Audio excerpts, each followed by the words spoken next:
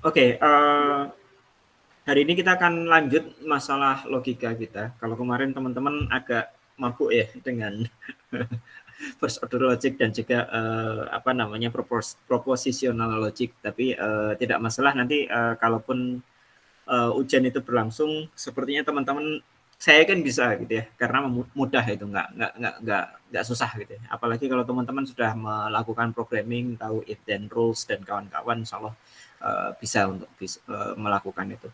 Oke, hari ini kita ngomong masalah fuzzy logic ya.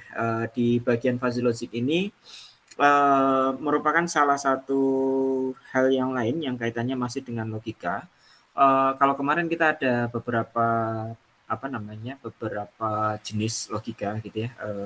Yang tidak kita bahas adalah temporal logic dan juga yang hubungannya dengan probability gitu ya. Nah, sekarang lain dengan atau berbeda dengan probability, kita nanti akan kenalkan sesuatu yang dinamakan dengan fuzzy logic. Ya. Fuzzy logic ini merupakan sebuah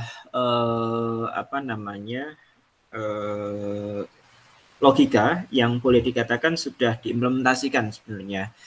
Saya pertama kali melihat fuzzy logic ada di tahun sekitar 99 pada saat saya kuliah gitu ya. Jadi kalau teman-teman pergi ke beberapa alat elektronik seperti air conditioning system, terus kemudian ada robotik, ada otomotif, itu beberapa ada yang mengimplementasikan fuzzy logic gitu ya. Apa yang mereka implementasikan? Yang diimplementasikan adalah pengaturan gitu ya. Pengaturan seberapa lama sebuah contoh misalkan kalau yang saya lihat saat itu adalah di mesin cuci gitu ya. Di mesin cuci ada fuzzy system yang diatur apa? Yang diatur adalah hubungannya antara berapa banyak air yang harus dituangkan, terus kemudian seberapa cepat dan seberapa lama si mesin cuci itu harus dilakukan gitu ya. Di tahun 1965 ini ada seorang profesor Lutfi Azadeh ini mempublikasikan sebuah paper yang dinamakan dengan fuzzy set gitu ya. Kita kenal ada teori himpunan gitu ya. Di teori himpunan saya yakin teman-teman sudah belajar tentang teori himpunan di beberapa tingkat gitu ya. Namun sepertinya saya tidak yakin kalau seandainya di luaran sana, baik itu SD, SMP maupun SMA belajar terkait dengan fuzzy set. Paling kalau misalkan teman-teman sudah belajar AI di tingkat S1 mungkin sudah kenal yang dinamakan dengan fuzzy set gitu ya. Lutfi Azadeh ini memperkenalkan ada himpunan fuzzy gitu ya. Dan di tahun 70-an ini ilmuwan Jepang berhasil mengaplikasikannya ke dalam berbagai peralatan elektronik dan mungkin ada baiknya kita juga mengenal gitu ya apa sih fuzzy logic itu. Secara teori himpunan klasik yang teman-teman pelajari di SD, SMP, dan SMA ini adalah himpunan yang boleh dikatakan intuitif, setiap kumpulan elemennya masuk atau tidak masuk gitu ya. Itu yang ada di dalam teori himpunan klasik gitu ya. Contoh misalkan kalau saya tanya apakah Mbak Nurani ini adalah seorang dosen, jawabannya adalah mungkin karena Mbak Nurani tidak memiliki status sebagai dosen, kita akan katakan bahwa himpunan dosen di sana tidak ada nama Mbak Nurani gitu ya. Saya nggak tahu pekerjaan dari teman-teman. Yang saya yakin Mbak Nurani baru lulus kemarin gitu ya. Jadi saya yakin bahwa Mbak Nurani bukan seorang dosen. Apa jangan-jangan sudah menjadi dosen Mbak Nurani? Aduh, amin. Belum, Mas. Belum ya Mbak ya? Oke. Oke, good. Nah, itu yang ini atau mungkin yang pastilah kalau ada dua himpunan laki-laki dan himpunan perempuan, Agung ini nggak mungkin masuk ke himpunan perempuan. Ya, kenapa? Karena jenis kelamin atau gendernya masuk ke yang laki-laki atau mungkin kalau yang di sini mungkin saya bisa sebut hampir semua gitu ya. Kecuali kalau yang namanya meragukan gitu ya. Contoh misalkan Mas Haddad Alwi ini sepertinya laki-laki Mas ya. Iya, Mas. Oke, good. Suaranya juga menyatakan laki-laki gitu ya. Mas Aryo jelas, Mas Ahmad juga jelas dan kawan-kawan gitu ya. Nah, itu yang dinamakan dengan group set gitu ya. Di mana ada sesuatu yang clear and distinct gitu ya. Kalau sesuatu itu masuk ke dalam himpunan, maka dia akan menjadi member itu, bukan menjadi member di anggota yang lain. Itu yang menjadi perbedaan antara group set dan nanti sesuatu yang dinamakan dengan fuzzy set. Sehingga group set ini kita nyatakan sebagai himpunan yang mampu membedakan apakah sebuah elemen ini menjadi anggota atau bukan menjadi anggota, gitu ya. Contoh misalkan tadi himpunan laki-laki, ada Agung, ada Aryo, ada Mas Alwi, ada Mas Ahmad Mizani dan kawan-kawan, gitu ya. Himpunan perempuan, nanti ada Mbak Nurani dan juga Mbak Soni Tema, ini laki-laki perempuan, Laya. Laki, Mas. Laki-laki ya, oke. Berarti Mas Soni nggak masuk, ya, nggak masuk ke himpunan perempuan seperti itu. Karena batasannya jelas, gitu ya. Kita nggak akan masukkan satu elemen ke himpunan itu kalau tidak memenuhi persyaratan, gitu ya. Contoh misalkan himpunan yang teman-teman temui, salah satunya ada yang seperti ini. A itu adalah himpunan di mana A ini adalah bilangan bulat yang lebih besar dari 6, gitu ya. Di posisi ini mungkin karena kalau orang matematis menyebutkan dalam notasi yang seperti ini, kenapa? Karena X ini nanti bisa beranggotakan lebih dari tak hingga, gitu ya.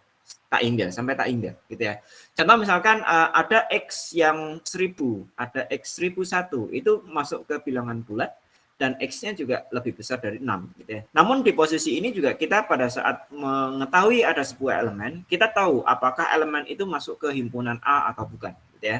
Contoh misalkan 0, gitu ya. 0 kita tahu meskipun dia bilangan 0 bilangan bulat nggak ya? Bilangan cacah ya. 1, gitu ya. 1 kita tahu bahwa 1 itu adalah masuk ke bilangan bulat, namun tidak memenuhi syarat yang kedua, yakni X-nya adalah lebih besar dari 6. Ya, atau mungkin kalau di kasus mahasiswa ada X adalah mahasiswa dan X itu adalah IPK-nya lebih besar dari 2,0, gitu ya. Contoh misalkan seperti itu.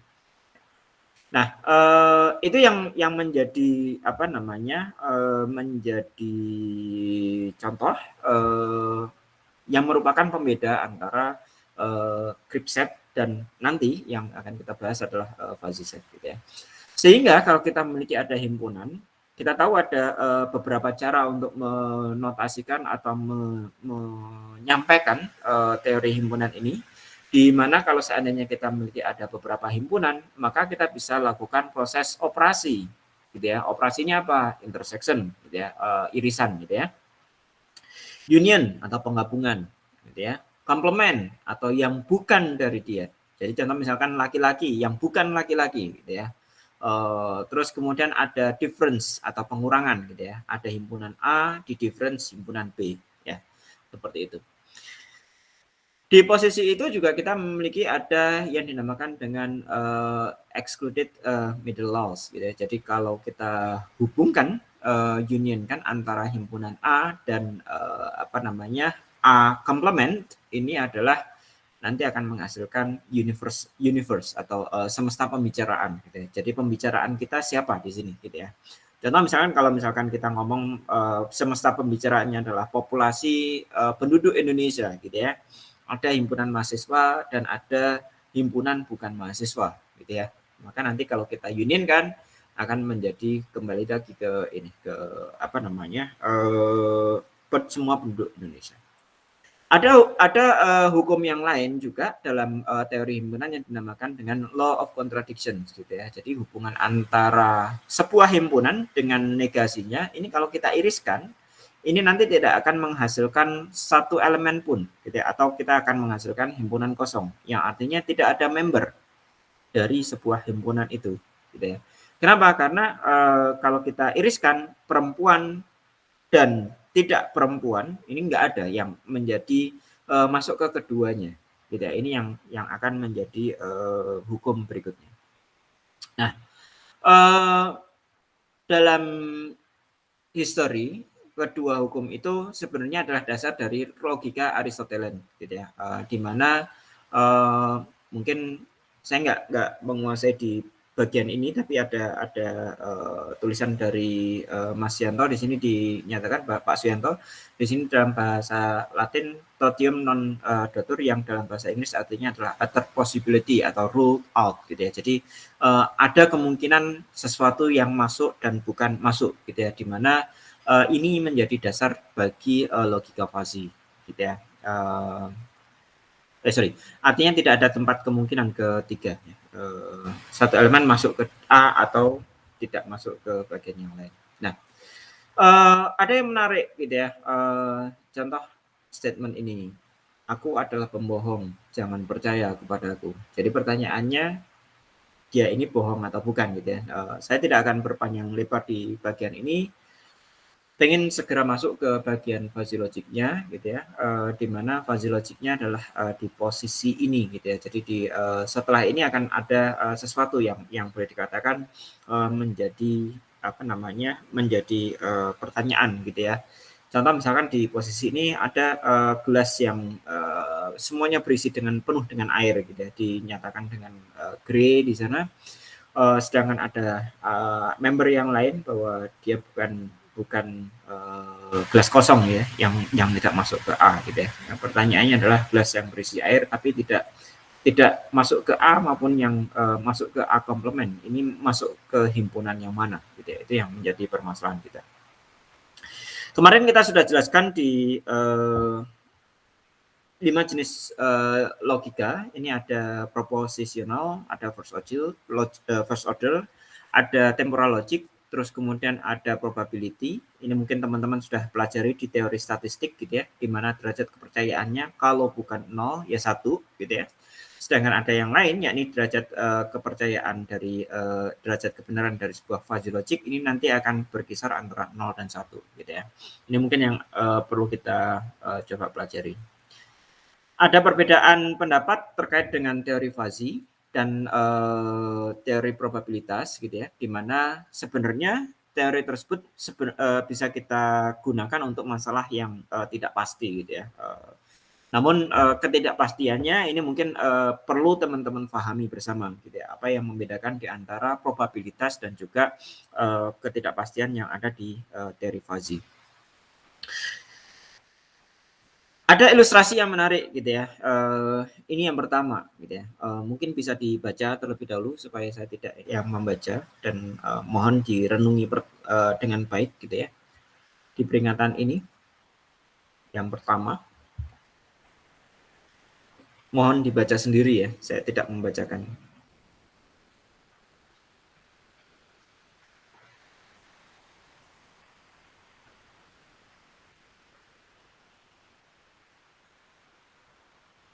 Apakah sudah selesai membacanya? Sudah, Mas. Sudah, Mas. Sudah ya? Oke, good. Nah, sekarang saya berikan statement yang kedua ya. Statement yang kedua bunyinya seperti ini.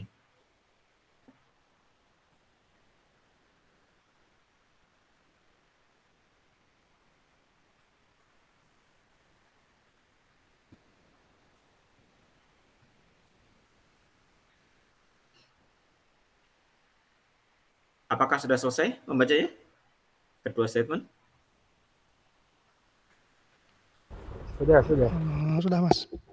Sudah ya? Oke, good. Nah, ada yang tahu nggak kira-kira mana yang merupakan probabilitas? Yang nomor 2 probabilitas. Yang punya pendapat lain?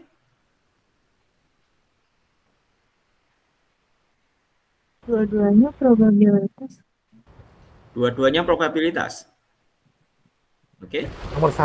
Nomor satu yang probabilitas. Nomor 2 rata-rata kayaknya. Nomor 1 probabilitas, nomor 2 rata-rata. Iya. Ada yang punya pendapat Kayak- lain? Oke, kenapa Mbak Nurani? Yang nomor 1 itu tadi apa? Yang probabilitas yang mana Mbak Nurani? Nomor 2. Dua-duanya. Karena Probabilitas. Oke. tapi yang paling itu nomor 1 sih. Nomor 2 saya ragu. Tapi nomor 1 itu kan karena kemungkinan kan probabilitas 1 dari 50 harus dihitung. Ya sih Mas, lupa lagi. Oke. Mas Aryo? Iya, kayaknya sih lebih nomor 1 sih. Nomor 2 tuh kayak rata-rata kan dicampur. Walaupun dengan ada kata-kata tidak merata gitu, tapi kan kayaknya ya itu kayak rata-rata tapi nggak. Tapi Oke. kemungkinannya juga nggak tahu. Oke. Saya coba tanya. Kalau teman-teman membaca di sini, ya, yang pertama, pada saat meminum air dari satu botol di antara semua ini, Itulah pertanyaannya, kayaknya rata-rata sih kayak nomor 2, tapi nomor 1 probabilitasnya. Karena kan ya, Mas Arya? Halo? Mikrofonnya dimatikan. Oke. Sekarang coba perhatikan. Pada saat teman-teman meminum satu botol air dari sini, gitu ya. Jadi ceritanya adalah teman-teman datang berada di sebuah gurun pasir, gitu ya. Terus kemudian dalam gurun pasir itu perjalanan jauh, airnya habis, gitu ya. Jalan kering kerontang, haus, terus kemudian menemukan ada dua botol yang dua kotak yang seperti ini. Kalau teman-teman meminum satu botol di sini, pertanyaannya, berapa persen kemungkinan satu botol itu terisi racun? 4 2%. banding 50. Berapa persen? 2 Banding per 50. 50. ya, 1 2%. per 50 itu yang berisi racun ya? Iya, Iya. 2%. Oke. Yang ini, berapa persen kemungkinan teman-teman akan meminum racun? Lebih 100%. 0%. Sorry? 0%. Semua racun, jadi lebih ke 1% 100%. enggak sih? Soalnya Iya pasti. semuanya ada racunnya. Kang Asep? 100% Mas. 100%. Jadi kalau saya ngambil selalu itu racun ya, Mas ya? Kang Asep ya? Selalu mengandung racun. Oh sorry, bukan selalu itu racun, selalu mengandung racun. Ya, selalu Betul ya? mengandung racun. Selalu mengandung racun. Nah, pertanyaannya, kalau yang di sini, ini sebenarnya adalah probability. Kenapa? Probability-nya ada di bagian ini. Anda akan mati seketika jika meminumnya. Jadi artinya adalah pada saat teman-teman meminum, kalau seandainya pas kebetulan yang dapat yang 2% itu, 1/50 kan 2% ya. Maka itu yang dinamakan dengan probability. Gitu ya. Efeknya akan nendang dan kita tahu bahwa di posisi itu langsung mati. Tapi kalau seandainya bukan, maka ya aman, selamat gitu ya. Tapi pada saat kita minum di botol yang kedua, ini yang kita katakan sebagai fuzziness, gitu ya. Paling bukan. Kalau yang di sini adalah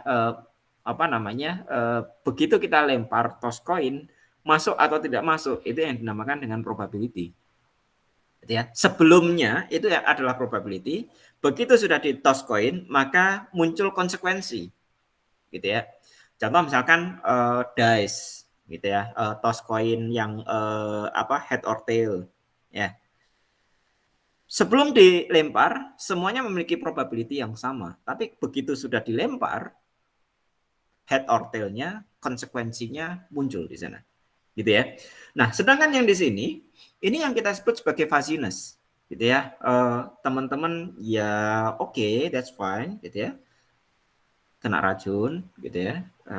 Tapi kemungkinan untuk mati bisa jadi akan berbeda, dan di sini mungkin derajat pusingnya, derajat pingsan dan kawan-kawannya itu tidak sampai menyebabkan fakta yang hingga seperti ini. Nah, ini yang kita katakan sebagai fuzziness, seperti itu.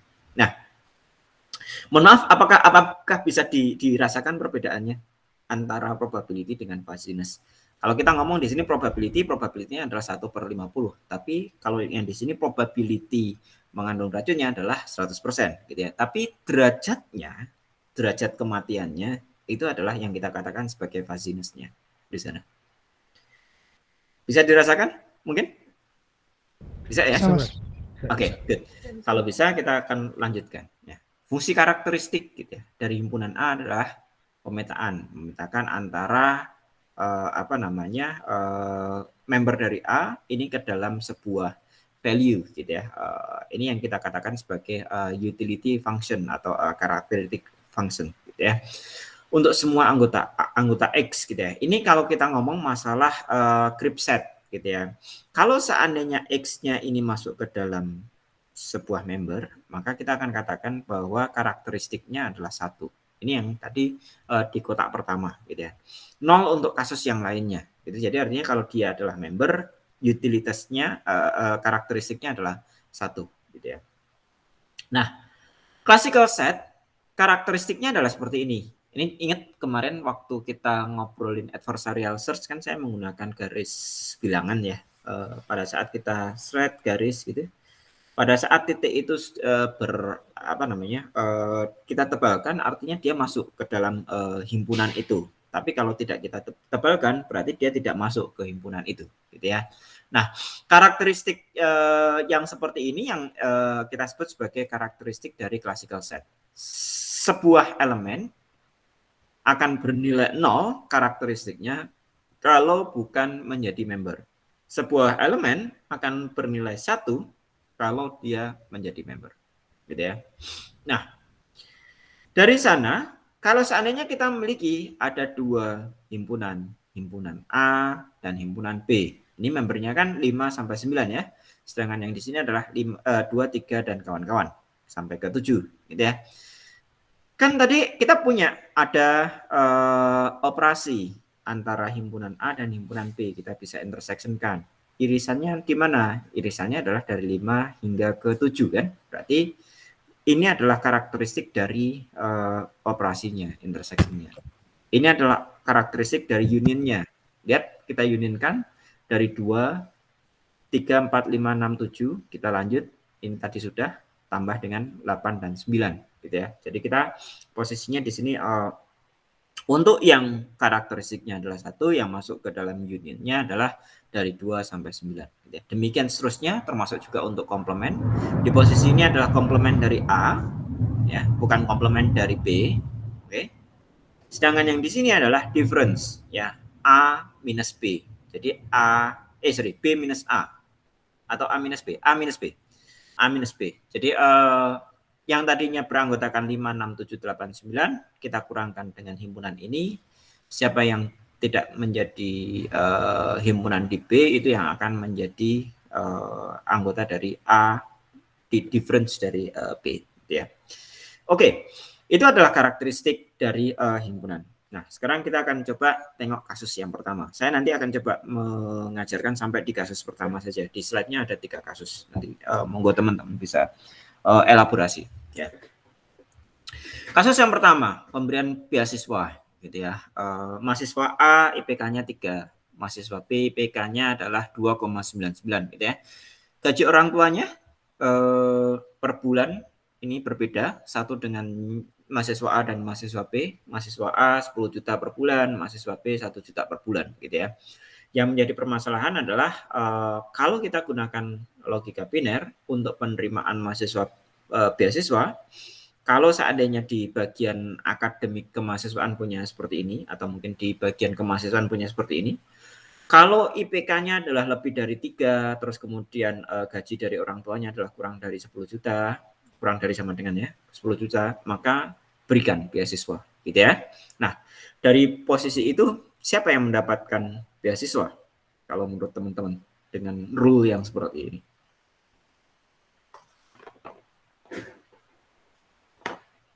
Halo?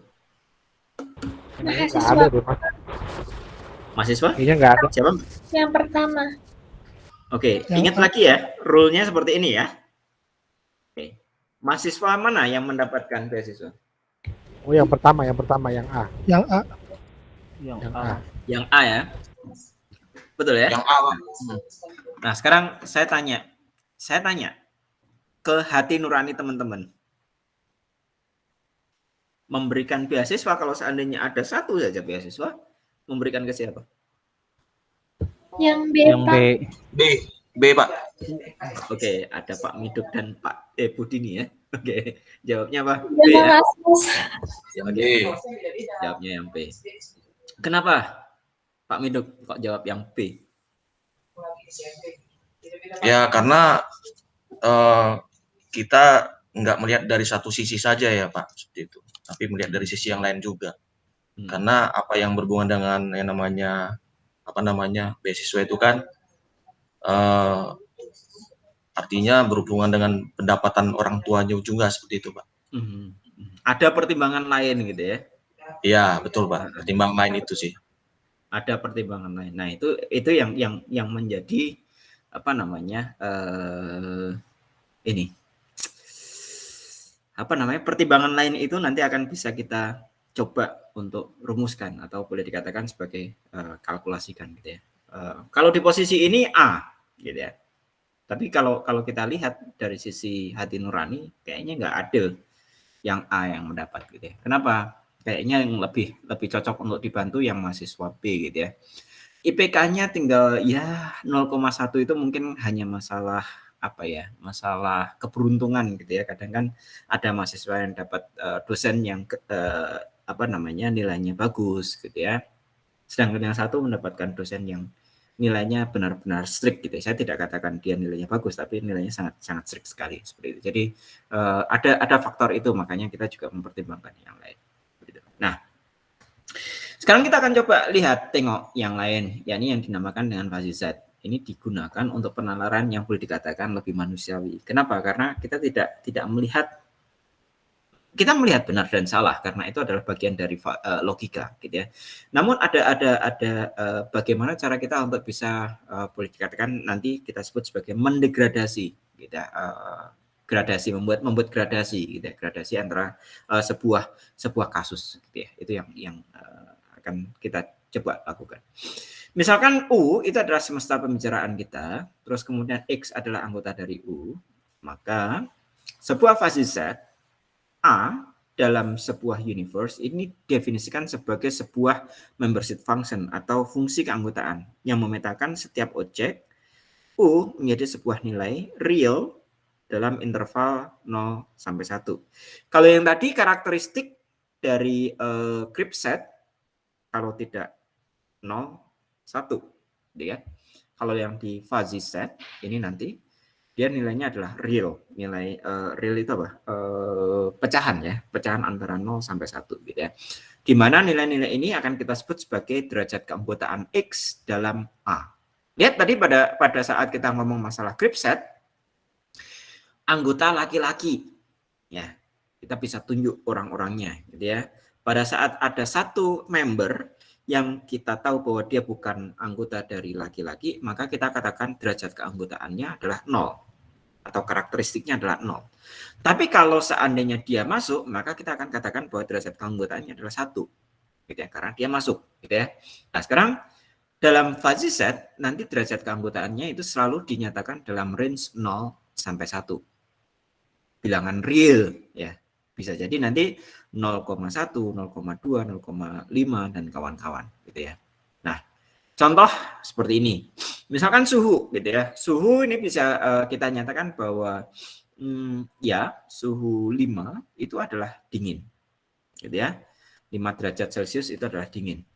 Ada suhunya adalah 15 derajat. Ini masih bisa kita katakan sebagai dingin. Kalau kita ngomong apa? Ngomong suhu udara tropis gitu ya. Teman-teman kalau yang biasa hidup di iklim tropis kan 15 masih kedinginan ya. Sekarang posisi suhunya berapa? Mungkin kisaran 25 sampai 35 gitu ya. Ada yang ngomong 25 itu pun masih dingin gitu ya. Kalau yang di pesisir pantai biasanya menghadapi ini ya, ada di posisi itu. Tapi kalau kita ngomong hangat gitu ya, hangat ini ya tergantung 5 derajat ini bisa dikatakan sebagai hangat juga, tapi ya hangatnya enggak segitu sih. Tidak 1, tidak 0 juga gitu ya. Kita bisa katakan seperti itu. Atau mungkin ada kebimbangan gitu ya, kebimbangan apakah dia ini adalah masuk ke hangat atau bukan. Mungkin tergantung kasusnya tentunya ya. Kalau di sini tidak disebutkan kasusnya, jadi saya improvisasi aja di posisi values-nya di sana. Suhu 15 gitu ya. Kita sebut sebagai hangat. iya, sebagai dingin iya. Tapi kalau kita ngomong panas 15 mungkin nggak sepakat kalau 15 itu adalah masuk ke panas gitu ya. Jadi di posisi sana ada semacam degradasi derajat keanggotaan gitu ya. Nah, itu yang menjadi karakteristik dari fuzzy set.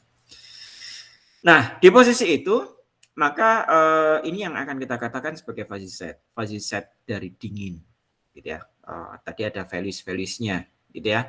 Fuzzy set dari hangat gitu ya. Ada values-values-nya gitu ya. Fuzzy set dari panas. Ini ada values-values-nya, derajat keanggotaan berapa. Lihat bahwa 5 dan 15 tidak masuk panas kan tadi kan. Derajat keanggotaannya 0. Maka kita akan katakan bahwa dia tidak menjadi anggota dari derajat dari fuzzy set panas seperti itu ya. Oke, dari posisi itu maka nanti sebuah fuzzy set ini biasanya akan kita notasikan dalam sebuah fungsi derajat keanggotaan yang memiliki beberapa bentuk nantinya gitu ya. Ada bagian core, di mana core itu adalah kalau kita tunjuk semua member yang di antara core, maka kita bisa pastikan derajat keanggotaannya adalah 1 gitu ya. Ada yang dinamakan dengan alpha cut gitu ya, di mana mulai dari 0 sampai 1. Jadi kalau kita tunjuk membernya, nanti range derajat keanggotaannya dia akan berada di kisaran antara 0 sampai 1. Ada support ya, di mana sudah terjadi pergantian gitu ya, apakah dia masuk ke anggota atau tidak. Sedangkan di luar sana bukan derajat keanggotaan dan kawan-kawan. Oke. Bentuk fungsi keanggotaan ini ada beberapa. Yang pertama adalah fungsi linear, yang kedua sigmoid, ada segitiga, trapesium, dan juga bentuk bell. Bell ini nanti ada turunannya lagi. Tidak perlu khawatir di bagian ini mudah gitu ya. Contoh misalkan yang linear, ini nanti ada 2 bentuk. Ada yang linear naik dan juga ada linear turun gitu ya. Nah, pada saat kita mencari tahu berapa sih derajat keanggotaan X, kalau kita tahu supportnya adalah dari value A hingga ke value B, maka nanti tergantung kalau dia masuk ke range A hingga ke B, maka kita akan gunakan rumus ini. Gitu ya. Kalau dia tidak masuk ke range ini, maka nilainya adalah 0. Contoh, misalkan. Ini saya berikan contoh ya. Misalkan kita punya dari 0. Kalau di sini adalah 3, terus kemudian B-nya adalah 7, atau mungkin jangan 7 deh. Ya, udah terlanjur saya nggak bisa ini. 7, ini ya. Terus kemudian kita tunjuk di satu poin 8. Karena kita tahu 8 ini bukan masuk ke range A dan B, maka kalau ditanya berapa derajat keanggotaan dari 8,3 dan 7 ini dengan fungsi linear naik, maka kita akan katakan bahwa nilainya adalah 0 gitu ya. Itu yang menjadi karakteristiknya. Nah, sekarang kalau seandainya yang kita punya bukan 8 gitu ya, yang kita punya adalah berapa? Misalkan di sini ya. 4 gitu ya. Nah, maka nanti tergantung kita masukkan, karena ini adalah linear naik, kita akan gunakan rumus yang ada di sini. Berarti kita punya ada 4 ya, dikurang dengan nilai yang kecilnya adalah supportnya adalah 3 ya, dibagi dengan B itu adalah nilai yang tertingginya 7 dikurang dengan nilai supportnya dikurang dengan 3. Sehingga kita punya ada derajat keanggotaannya adalah 1 dibagi dengan 4 ya.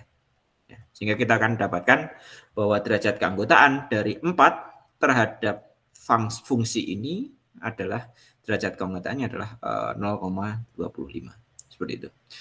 Ada yang linear naik, ada yang linear turun. Perbedaannya ada di posisi rumusnya ya. Kalau di sini adalah B min A sama pembaginya, tapi yang dimasukkan, yang dilibatkan adalah di bagian pembilangnya adalah B dikurang X. Kalau yang di sini adalah pembilangnya adalah X dikurang dengan A. Ini untuk yang linear naik dan ini adalah untuk linear turun. Ya, nanti silakan ini aja dilihat dilihat kasusnya ya, kasusnya, maka nanti akan digunakan rumus yang mana seperti itu. Oke, kita sudah di posisi ini, terus kemudian kita akan masuk ke yang berikutnya. Ada fungsi sigmoid ya, sigmoid di posisi ini adalah kalau yang tadi bentuknya adalah semacam garis seperti itu. Di sini adalah bukan garis tapi ada semacam apa ya, bentuk S gitu ya, letter S gitu ya. Letter S ini ada yang sigmoid naik dan juga ada sigmoid turun gitu ya. Sigmoid naik dan sigmoid turun ini nanti menggunakan rumus yang ini gitu ya. Nah, tinggal dimasukkan nilainya nanti akan ketemu gitu ya. Ada X, ada C, ada nanti kita kuadratkan dan kawan-kawan gitu ya. Oke, terus kemudian penggabungan di antaranya ini nanti akan membentuk ada fungsi segitiga gitu ya. Ada A, puncaknya di B, B, puncaknya di C. Ini penggabungan dari sigmoid naik dan juga sigmoid turun gitu ya.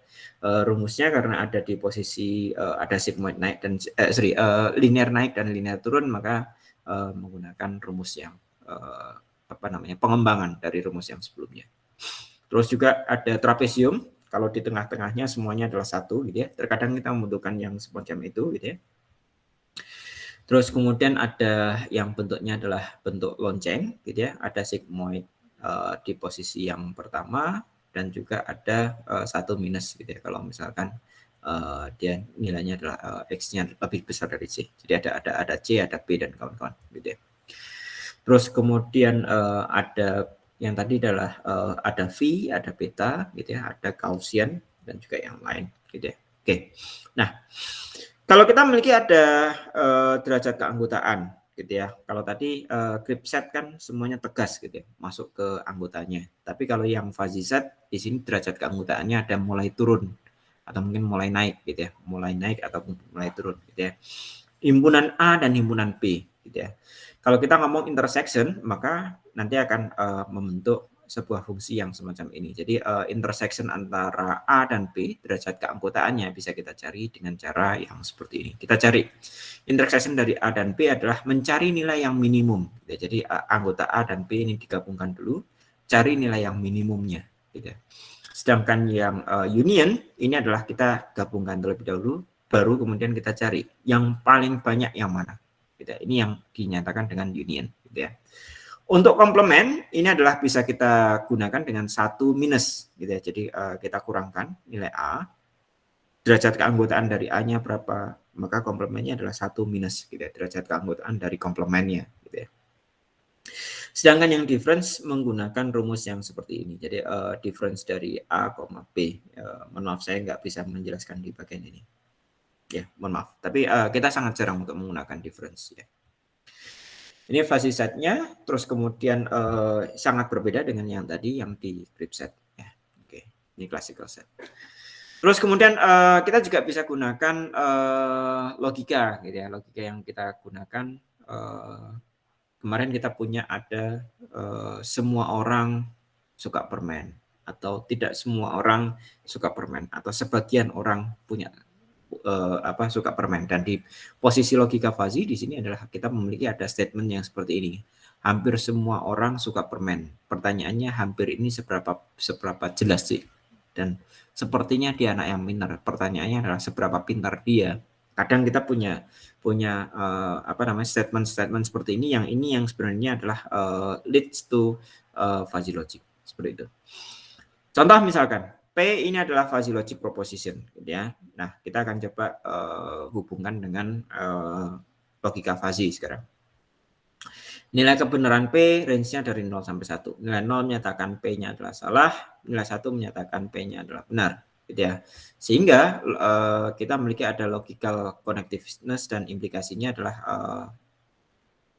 T, fungsi kebenaran yang memetakan antara P ke dalam interval 0 dan 1.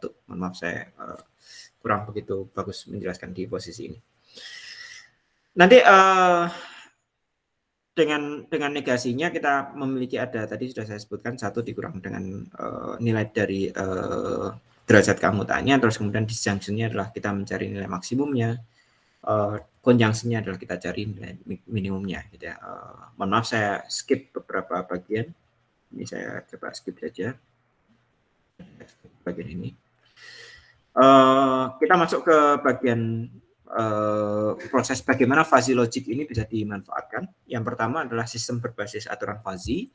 Sebelum kita pergi ke sistemnya sendiri, nanti kita akan coba bagi sebuah variabel fuzzy itu ke dalam variabel linguistik. Gitu. Jadi kalau kita punya ada satu atribut fuzzy, atribut dalam sistem fuzzy, ini nanti kita bagi-bagi dalam interval-interval numerik, gitu ya, di mana masing-masing interval itu nanti akan kita memiliki nilai-nilai linguistik, gitu ya. Kita akan berikan contoh, gitu ya, suhu, maka kita bisa definisikan dalam interval range-nya tergantung semester pembicaraan kita. Dari minus 10 sampai 40 derajat Celcius gitu ya. Dari range itu mungkin nanti kita bisa bagi-bagi ya linguistiknya menjadi dingin, hangat, panas dan kawan-kawan gitu ya. Tergantung berapa banyak yang kita inginkan untuk proses pembagian ini. Ya. Atau kasih contoh yang lain, misalkan IPK. Tadi kan ada beasiswa ya. IPK kita tahu bahwa semasa pembicaraannya nilai yang mungkin dari IPK itu adalah dari 0 gitu ya. Sampai yang paling banyak adalah 4 gitu ya. Di posisi itu mungkin kita bisa katakan ada IPK merah gitu ya, antara 0 sampai 2 gitu ya. IPK kecil gitu ya, misalkan dari 2 sampai berapa, terus kemudian IPK sedang dari berapa sampai berapa, ada IPK besar gitu ya, dari berapa sampai berapa. Range-nya akan berbeda-beda untuk setiap variabel. Jadi kita punya ada satu komponen terus kemudian dibagi-bagi ke dalam nilai-nilai linguistiknya. Okay.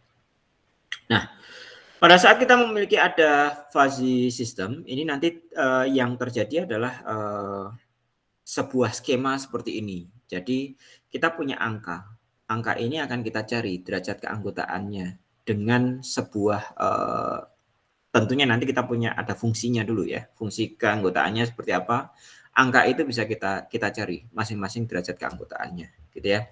Terus kemudian kita akan angka ini akan kita ubah menjadi fuzzy input, gitu ya. Nah, dengan fuzzy input ini, kalau kita gabungkan dengan fuzzy rules, maka nanti akan bisa masuk ke dalam proses yang dinamakan dengan inferensi, gitu ya. Hasil inferensi ini nanti akan kita ubah menjadi fuzzy output, gitu ya. Nah, dari fuzzy output ini, output itu nanti kita sandingkan dengan derajat keanggotaan, namun derajat keanggotaan untuk nilai yang berbeda, maka akan muncul sesuatu yang dinamakan dengan defuzzifikasi. Jadi prosesnya ada fuzzification, ada defuzzifikasi. Fuzzification ini adalah mengubah dari Cripps input menjadi nilai fuzzy, gitu ya. Sedangkan defuzzification ini nanti adalah kita punya ada fuzzy values, kita ubah menjadi Cripps input. Jadi prosesnya berkebalikan gitu ya. Model inferensinya ini ada dua yang mungkin kita akan coba pelajari kali ini. Ada Mamdani dan juga Sugeno gitu ya. Di Mamdani boleh dikatakan sebagai sebuah intuitif, terus kemudian Sugeno ini adalah sebuah kontrol gitu ya. Nah, kita kembali lagi ke kasus yang tadi kita hadapi, ada pemberian beasiswa gitu ya. Katakanlah mahasiswa A ini adalah dengan IPK sekian, gaji orang tua adalah sekian, mahasiswa B dengan seperti itu. Terus kemudian tadi hati nurani kita mengatakan bahwa kayaknya mahasiswa B deh yang layak mendapatkan beasiswa. Tadi kan kita berkata seperti itu ya. Terus kemudian sebelum menggunakan sistem fuzzy, pertama kali kita harus membuat fungsi keanggotaan untuk masing-masing atributnya. Karena tadi kita punya atribut IPK dan gaji orang tua, maka kita harus buat fungsi keanggotaannya. Katakanlah ini adalah IPK untuk fungsi keanggotaan untuk IPK gitu ya. Kita punya ada dari 0 sampai 4 gitu ya. Yang paling tinggi adalah 4 gitu ya. Kita bagi menjadi 3. Ada IPK buruk, cukup dan juga bagus gitu ya. Bagus yang lebih besar dari 2,75 gitu ya, katakanlah. Oke. Terus kemudian pada saat kita memiliki ada mahasiswa A, nilainya adalah 3, ini kita bisa tarik dengan nilai itu sehingga kita dapatkan 0,5. Dari mana caranya? Caranya adalah mungkin kita gunakan rumus yang tadi ya. Rumus yang tadi tergantung. Untuk yang cukup kita gunakan yang linear turun gitu ya. Untuk yang bagus kita gunakan linear naik. Saya lupa ini rumusnya yang mana gitu ya. Apakah yang di posisi yang ini adalah linear naik atau linear turun. Saya lupa gitu ya. Tapi kita bisa gunakan values yang ada di situ. Oke. Terus kemudian untuk yang gaji orang tua kita bisa bagi menjadi katakanlah ada 4. Ini berapa banyak membaginya tergantung dari kasus kita gitu ya. Kita bisa membagi seberapa banyak, demikian seterusnya. Gaji orang tua tadi ada 10 juta gitu ya. 10 juta ini bisa kita katakan sebagai besar dan juga sangat besar gitu ya. Sangat besar ini derajat keanggotaannya lebih tinggi bila dibandingkan dengan besar gitu ya. Nilai 10 ini gitu ya. Oke, ada linear naik dan juga linear turun sama, kita gunakan rumus yang tadi gitu ya. Terus kemudian falsification-nya untuk mahasiswa A yang IPK-nya adalah 3, gaji orang tuanya adalah 10 juta per bulan, maka kita tahu bahwa IPK cukupnya adalah 0,5 didapatkan dari rumus yang tadi. IPK bagusnya adalah 0,5 juga didapatkan dari rumus yang tadi ya. Terus kemudian gaji orang tuanya masuk ke besar dan juga sangat besar. Besar ini adalah 0,4 dan sangat besar adalah 0,6. Jadi kita masukkan ke rumus yang tadi gitu ya. Nah, terus kemudian pada saat teman-teman melakukan semacam itu, maka sebenarnya teman-teman sudah menyatakan ini. Tadi IPK-nya adalah 3, gitu ya. Derajat keanggotaan yang kita, fungsi keanggotaan yang kita punya, kita ubah 3 ini menjadi fuzzy input, gitu ya. Tadi yang IPK ada sedang 0,5, ada besar 0,5, gitu ya. Terus kemudian ada proses inference-nya. Inference-nya gimana? Inference-nya adalah ini, kita tunjukkan.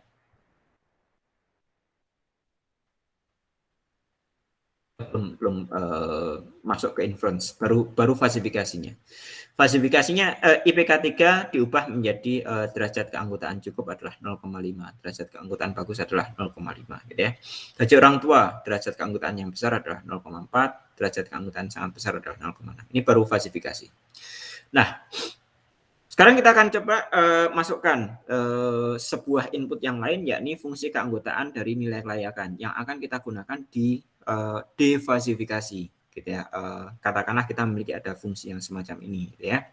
Terus kemudian kita punya fuzzy rule-nya, ya, fuzzy rule-nya. Katakanlah, oh kalau IPK-nya buruk, gajinya kecil, peluang dapatnya rendah, gitu ya. Kalau IPK-nya cukup, gajinya kecil, peluangnya tinggi, gitu ya. Kalau IPK-nya bagus, gajinya kecil, IPK-nya peluang mendapat beasiswanya tinggi. Ini akan kita bangun juga gitu ya. Contoh yang lain misalkan yang sangat besar gajinya, kalau IPK-nya buruk, IP-nya jelek tapi gajinya besar gitu ya. Nggak perlu diberikan beasiswa gitu ya.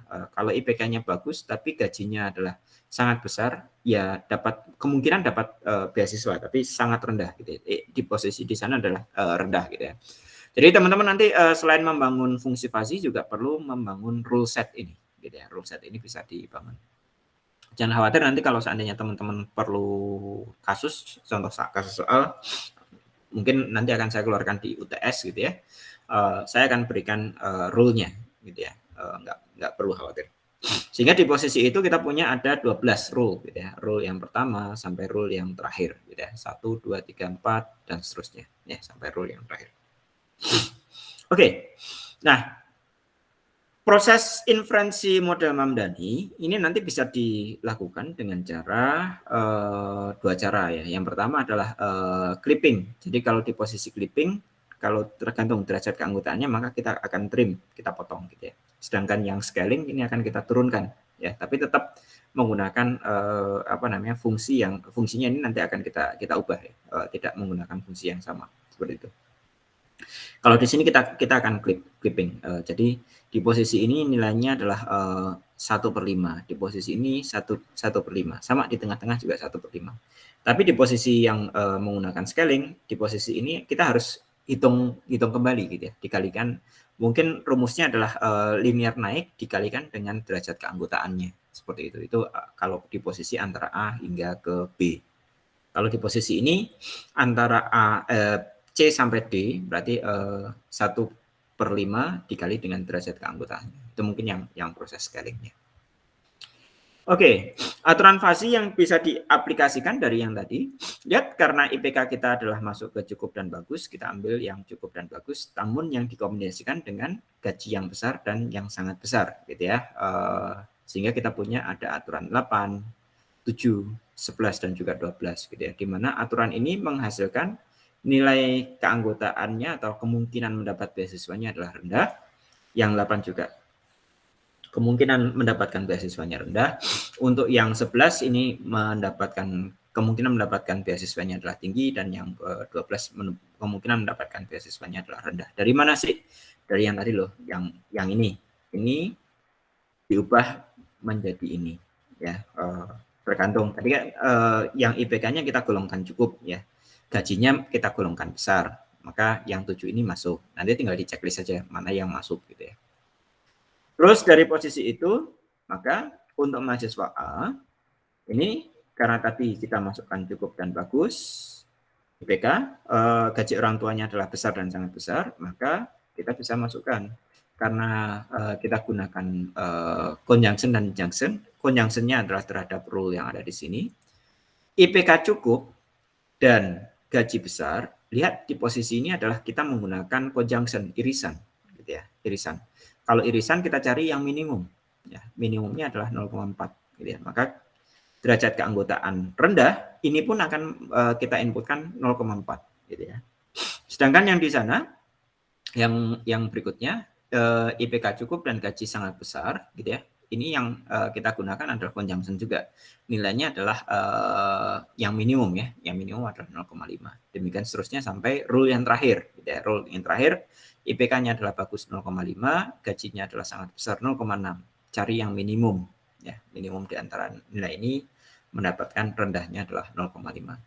Dari posisi ini kita punya ada rendah dan juga tinggi. Terus kemudian kita gunakan disjunction. Disjunction-nya adalah penggabungan antara ataunya di sana adalah rendah 0,4, rendah 0,5 dan rendah 0,5. Ini kalau atau kita cari yang maksimum kan. Berarti maksimum antara 0,4, 0,5 dan 0,5 kita dapatkan, rendahnya adalah 0,5. Tingginya ini karena hanya ada satu, maka kita gunakan ada satu value saja, mendapatkan nilai 0,4. Oke, sampai di posisi ini ada pertanyaan sebelum saya lanjutkan mungkin? Atau sudah mulai mumet lagi seperti kemarin? Halo? Yang ini nggak terlalu mumet Mas, cuma memang lagi dicerna dulu nih untuk ya, oke. Ini ya. Tinggal nanti mungkin perlu membaca kembali slide-nya ya, Mas Aryo ya, dan teman-teman yang lain. Jadi nanti saya tunjukkan saja, atau mungkin ini rekamannya atau membaca slide-nya sepertinya memungkinkan juga untuk bisa di. Oke, saya lanjutkan lagi.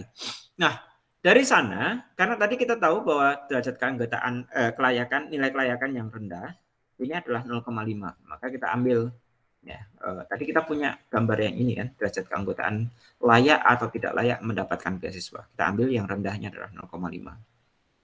Layak atau tidak layak untuk yang tinggi, karena tadi kita ambil yang hasil yang ada di sini adalah 0,4, maka kita akan ambil di sana scale-nya adalah 0,4 gitu ya. Nah, di posisi itu nanti kita akan gabungkan menjadi bentuk yang semacam ini. Oke. Nah, ini kan masih dalam bentuk fungsi fasi gitu ya. Kita harus konversikan ini menjadi sebuah Cripps values gitu ya. Cripps values-nya adalah kita akan konversikan dengan metode Mamdani. Metode Mamdani ini adalah dengan proses sampling. Ya, kita ambil sampel, misalkan sampelnya adalah secara acak gitu ya, tapi acaknya tidak acak banget, tapi kita bagi secara proporsional gitu ya. Kita ambil di titik 10, titik 20 sampai titik yang ke 100 gitu ya. Di posisi itu kita tahu bahwa yang 10 ini adalah derajat keanggotaannya 0,5. 20 0,5 juga gitu ya, demikian seterusnya, sehingga ini akan kita bisa cari titik tengahnya berada di sini, atau mungkin ini adalah semacam center of gravity gitu ya. Jadi kalau teman-teman punya bentuk yang tidak beraturan, kita cari titik tengahnya ada di mana sih gitu ya. Nah, di posisi itu bisa kita gunakan rumus yang semacam ini. Lihat, 10 20 30 ini kan semuanya di 0,5 kan. kita jumlahkan dikali 0,5. 70 sampai 100. 70, 80, 90, 100 dikalikan dengan nilainya adalah 0,4 kalikan 0,4 gitu ya. Terus kemudian dibagi dengan 6-nya apa? 6 dari 1, 2, 3, 4, 5, 6. Oke, ada 6 buah yang 0,5. Ada berapa buah? Ada 4 buah yang 0,4 gitu ya, tambah ini. Sehingga kita akan dapatkan hasilnya adalah 105 ditambah dengan berapa? 136 dibagi dengan 4,6. Mendapatkan angka 52,39. Ini baru satu mahasiswa. Tadi kita punya berapa mahasiswa? Ada 2 ya. Halo? Ya, 2 betul. Mahasiswa A dan mahasiswa B. Gitu ya. Mahasiswa A dan mahasiswa B. Ini adalah untuk siapa ini tadi yang kita cari? Mahasiswa A kan? Kita masih punya satu mahasiswa lagi yang mahasiswa B kan. Nah, IPK mahasiswa B kita masukkan ke sana. Ya, pakai rumus. Kalau ini kan kalau tadi pas kebetulan di posisi ini kita bisa ini ya. Kalau yang ini kita harus cari rumusnya gitu ya. Kita cari rumusnya. Oh, untuk yang cukup adalah 0,52. Untuk yang bagus adalah 0,48 gitu ya. Terus kemudian gajinya masuk yang kecil. Kecilnya pun kita tahu benar-benar kecil gitu ya. Derajat keanggotaannya 1. Yang sedang enggak ya. Terus kemudian sedangnya adalah 0. Terus kemudian tadi ada IPK cukup, ada IPK besar, nilainya kita punya. Kita konjungsikan dulu. Nilainya adalah minimum di antara ini 0,52 kan, kita masukkan ke sana. Minimum di antara ini adalah 0, kita masukkan ke sana. Minimum dari yang ini adalah 0,48, kita masukkan ke sana. Minimum yang ini adalah 0, kita masukkan ke sana. Terus kemudian kita disjunction-kan, kita cari yang maksimumnya. Tinggi dengan tinggi dengan tinggi. Mana yang paling banyak? 1, 2, 3. Mana yang paling banyak? Yang pertama, yang kedua 0,52. 0,52. Ini adalah proses disjunction-nya. Jadi nanti kita akan punya yang tinggi adalah 0,52. Yang rendah 0. Ya, cuma satu aja kan. Berarti kita akan punya nilai kelayakannya rendah adalah 0, nilai kelayakan tinggi adalah 0,52. Seperti itu. Sehingga dari sana kita punya ya, yang rendah kan tidak ada. Ya kan? Yang tinggi ada. Kita bisa sampling. Samplingnya ini harusnya kalau tadi 10 ya ini harusnya 10 juga gitu ya. Tapi Pak Suyanto, saya nggak tahu alasan Pak Suyanto memberikan sampling yang seperti ini seperti apa. Nah, di posisi itu bisa kita cari gitu ya. Dan posisinya adalah Y-nya 69,6. 69,6. Nah, dari posisi itu keputusan model Mamdaninya adalah kita tahu mahasiswa B ini mendapatkan nilai kelayakannya adalah lebih besar, yakni 69,6 dibandingkan dengan mahasiswa A yang nilainya adalah 52,39. Seperti itu. Jadi kalau ditanya dengan menggunakan fuzzy logic, siapa yang berhak mendapatkan beasiswa? Jawabannya adalah mahasiswa B. Seperti itu. Ada pertanyaan mungkin? Barangkali. Kalau seandainya ada. Belum ada? Oke, kayaknya sudah pusing. Oke, kalau tidak ada mungkin kita skip dulu. Kita akan coba pelajari satu metode lagi, tapi mungkin kita perlu break terlebih dahulu sekitar 15 menit ya, kurang lebih. Saat ini 16.30, kita ketemu lagi di 16.45. Oke? Oke, Mas. Siap, Pak. Oke, Mas. Oke.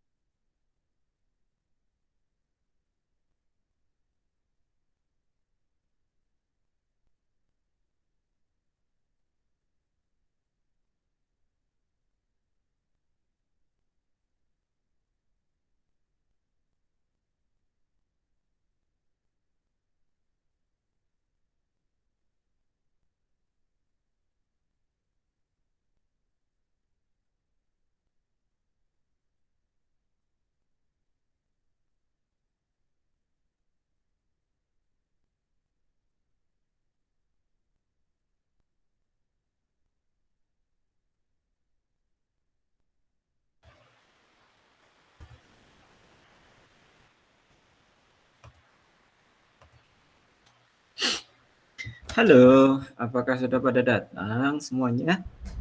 Saya Sudah, sudah Mas. selesai. Udah, Pak. Ya, Sudah, Mas. Sudah, Pak. oke, sudah ya, Pak Mutip ya. Oke, good. Kita lanjut. Tadi yang kita gunakan adalah model Mamdani ya. Di model Mamdani ini boleh dikatakan kita melakukan sampling. Kalau pengen tepat gimana? Mirip dengan sebelumnya. Kita perketat gitu ya. Jangan per 10, mungkin per 1 gitu ya. Proses perhitungannya gitu ya. Di posisi itu nanti akan menimbulkan kompleksitas sendiri gitu ya, di mana model Mamdani ini boleh dikatakan memang dia jauh lebih tepat gitu ya. Ini tadi samplingnya. Kalau pengen lebih presisi gimana, kita bisa gunakan per 1 atau per setengah atau per berapa gitu ya. Namun posisinya nanti semakin banyak angkanya, perkalian di sini semakin banyak gitu ya. Dan dalam sensor gitu ya, karena proses perhitungannya memiliki kapasitas yang tidak secepat komputer gitu ya, mungkin itu akan menjadi lebih berat gitu ya bagi sensor untuk bisa melakukannya. Nah, ada solusi lain yang kita gunakan model Sugeno ya. Model Sugeno ini adalah model yang bisa digunakan untuk membangun sistem kontrol yang membutuhkan respon cepat. Sistem kontrol itu apa sih? Contoh misalkan yang tadi mesin cuci, gitu ya. Mesin cuci kan nggak ada prosesor yang sangat besar kan di sana kan. Jadi hanya satu yang mungkin kita bisa sebut sebagai mini prosesor gitu ya. Karena hanya menggunakan sebagian kecil saja dari resource komputasinya gitu ya. Dan itu mungkin yang nanti perlu responnya sangat cepat sekali gitu ya. Maka kita bisa gunakan model Sugeno gitu ya, yang tadi model Mamdani namanya, yang sekarang Sugeno. Proses perhitungannya sangat sederhana sehingga membutuhkan waktu yang relatif cepat sehingga sesuai untuk sistem kontrol gitu ya. Bagaimana kalau kita gunakan untuk kasus tadi? Jawabannya adalah di kasus tadi kita tahu datanya adalah seperti ini gitu ya. Modelnya sama, inferensi sistemnya, sistem falsifikasinya sama. Kita masih gunakan derajat keanggotaan, kita masih gunakan Krebs input. Krebs inputnya ini adalah yang tadi ada IPK, ada gaji orang tua gitu ya. Kita masukkan dulu ke fungsi falsifikasi sehingga kita punya ada fuzzy input gitu ya. Dari situ nanti kita masukkan fuzzy rules-nya. Rules-nya juga sama rules yang tadi kita gunakan. Yang membedakan hanya di proses defalsifikasinya. Defalsifikasinya nanti yang kita gunakan berbeda dengan output yang tadi, tapi kita gunakan ada yang dinamakan dengan singleton ya, singleton seperti itu. Misalkan proses falsifikasinya persis sama dengan Mamdani, rule-nya yang juga sama gitu ya, maka tadi sampai di posisi ini kita dapatkan ya, yang kita dapatkan apa? Yang kita dapatkan adalah nilai kelayakannya adalah rendah 0,5, nilai kelayakan untuk yang tinggi adalah 0,4 gitu ya. Dari sana, nah kalau yang tadi kita gunakan ada fungsi keanggotaan untuk nilai kelayakan, yang di sini enggak, singleton untuk nilai kelayakan. Singletonnya sudah ditentukan 50 untuk yang rendah dan tingginya adalah 80. Dari posisi itu maka karena mahasiswa 1 ini ada yang rendah, singletonnya kita kalikan dengan bobot. Ini akan menjadi bobot ya. Bobotnya adalah 0,5. Sedangkan yang tinggi ini adalah 0,4 gitu ya. Sehingga posisi di sana kita akan punya 0,5 yang rendah dan 0,4 yang tinggi gitu ya.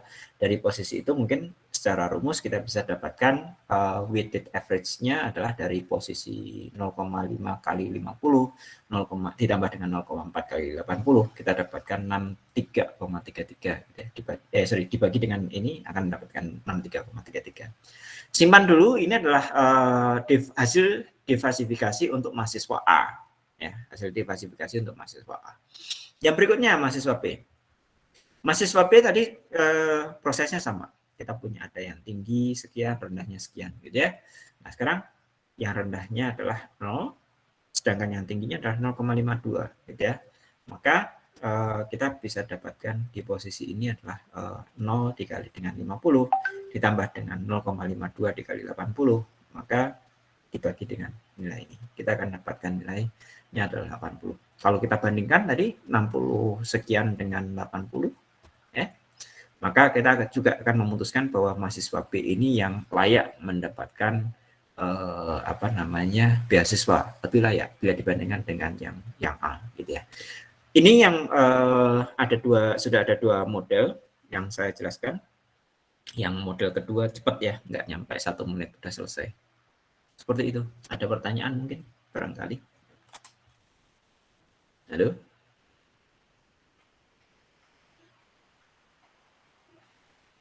Iya Mas, masih dengar Mas.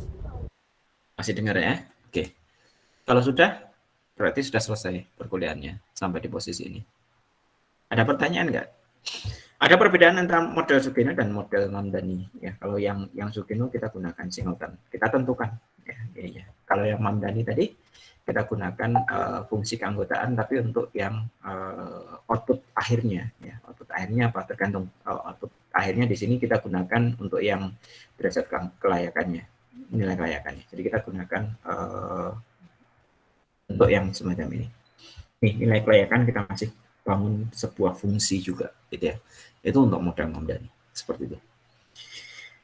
Terakhir, ada pertanyaan mungkin? Barangkali ada sebelum kita akhiri pertemuannya. Mas mau nanya Mas, kalau untuk yang Sugeno itu singletonnya itu tadi 50 sampai 80 itu kita yang nentuin ya, berarti bebas ya berarti ya? Betul. 50 ya, 50 dan 80 ini ekspor. Misalnya saya mau ambil 50 dan 75 atau 50 dan 70 bisa kali? Bisa. Akan ada berbeda. Ekspor. Ya, ekspor yang menentukan. Ekspor yang menentukan. Apa efeknya? Efeknya adalah kalau seandainya nanti misalkan ini kita tentukan untuk durasi penyiraman tanaman gitu ya. Durasi penyiraman tanaman kan tidak 50 dan 80 gitu ya. Mungkin ada 10 detik dan juga sampai di posisi 25 detik gitu ya.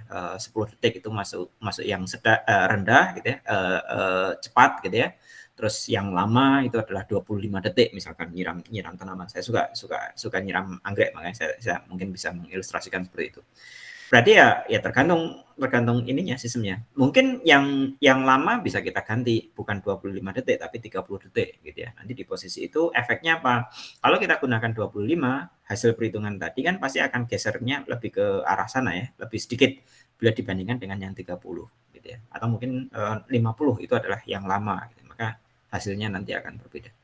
Kayak gitu Mas Arya. Harus ada ekspornya. Ya. Berarti kalau yang Sugeno berarti memang ada campur tangan ekspornya lah dalam menentukan poin-poin itunya ya. Tapi kalau yang Mamdani pertama kali memang benar-benar pure perhitungan bobot rata-rata aja gitu ya. Iya, fungsi. Ya, hasil dari fungsi. Tapi sama juga yang membentuk ini kan ekspor kan. Fungsi ini nggak bisa tahu serta merta muncul sendiri. Ini dibentuk oleh ekspor. Dalam kasus ini mungkin Pak Sianto yang membangun gitu ya. Ini pun sama. Ini juga yang membangun adalah ekspornya. Jadi fuzzy ini salah satu yang kurangnya adalah domain ekspornya harus benar-benar bagus gitu ya. Jadi perlu ekspor terlebih dahulu gitu ya. Mungkin itu. Oke, makasih Mas. Ini udah juga ngejawab pertanyaan saya yang kedua nih. Dari mana munculnya yang kategori scope-nya buruk, startnya kapan, terus dia mulai landainya ke kapan, cukup kapan sampai kapan, bagus kapan sampai kapan. Ini yang dari tadi juga bingung sih sebenarnya. Iya, benar. Ini ditentukan oleh ekspor. Mungkin saya contohkan pertimbangannya gitu ya. IPK buruk misalkan. Yang 2 itu kan nggak mungkin mahasiswa memiliki IPK di bawah dari 2 kan.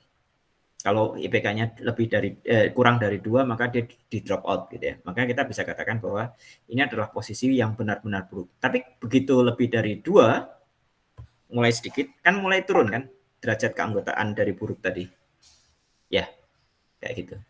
Terus diantaranya ini adalah cukup. Oke, kita ambil kenapa kok cukupnya adalah 2,75 gitu ya. Barangkali gitu ya.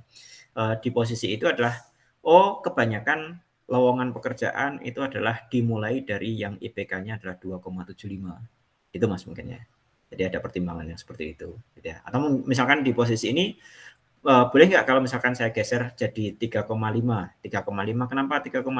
Cum laude itu adalah mulai dari 3,5 Ya, boleh-boleh saja gitu. Jadi artinya masing-masing expert tentu punya pertimbangan khusus kan, kayak gitu. Itu Mas Aryo. Ya. Oke, ada pertanyaan lagi mungkin dari teman-teman yang lain? Mas Agung terakhir dari Oh, saya, enggak. mohon maaf. Seandainya rules yang dibuat itu kan semua saling overlapping tuh. Yang contoh kayak misalnya yang kondisinya cukup aja itu startnya aja mulai dari 2 dan berakhirnya di titiknya 2,75. Itu kan overlapping. Sementara jadi dengan kata lain, kalau orang masuk di poinnya 2,1 aja itu sebenarnya dia lagi kayak meninggalkan membershipnya buruk tapi lagi mulai masuk ke dalam membershipnya cukup gitu. Itu memang nggak apa-apa kayak gitu ya? Tidak apa-apa. Tidak apa-apa. Jadi overlap ini dimungkinkan. Jadi kalau misalkan 2,1 gitu ya. 2,1 itu adalah buruk. 2,1 juga cukup gitu. Enggak masalah gitu ya. Kenapa? Karena Fazi ini menangani ketidakpastian yang dalam bentuk bukan probability ya. Contoh misalkan, saya kasih contoh yang ada di dunia nyata. Gaji 4 juta, Mas Aryo. Gaji 4 juta. Itu termasuk sedang atau tinggi?